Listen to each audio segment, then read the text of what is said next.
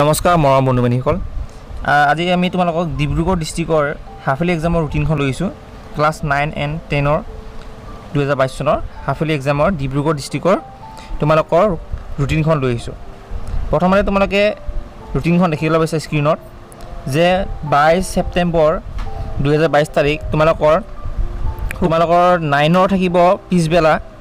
ইংৰাজী time to time table মই কৰিছোঁ 9টা বজাৰ পৰা 12টা লৈ মৰ্নিং টাইম হ'ব আৰু আফটাৰনুন 12:30 পৰা 3:30 লৈ পৰীক্ষা হ'ব আৰু 9 পিছবেলা থাকিব ক্লাছ 10 আগবেলা থাকিব ইংলিছ নেক্সট ডে তোমালোকৰ 24 ছেপ্টেম্বৰ শনিবাৰে ক্লাছ 9 পিছবেলা গণিত থাকিব আৰু আগবেলা ক্লাছ 10 মেথছ থাকিব ঠিক আছে অংক থাকিব এতিয়ালে 26 ছেপ্টেম্বৰ সোমবাৰে ক্লাছ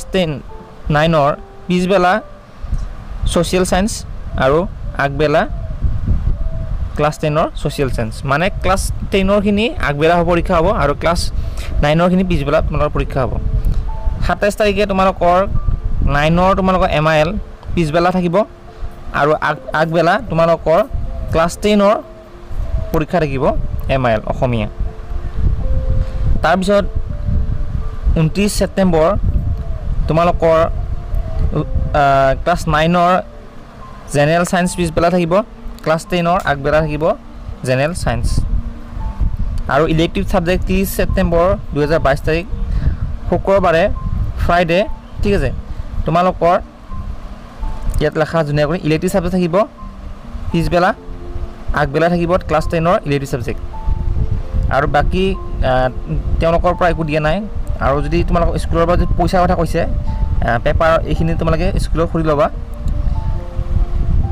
কাৰণ তোমালোকৰ যোনবোৰ প্ৰেক্টিকেল এক্সামিনেশ্যন বা ইণ্টাৰনেল এক্সামিনেশ্যনৰ কাৰণে কিবা পইচা ল'ব পাৰে তেওঁলোকে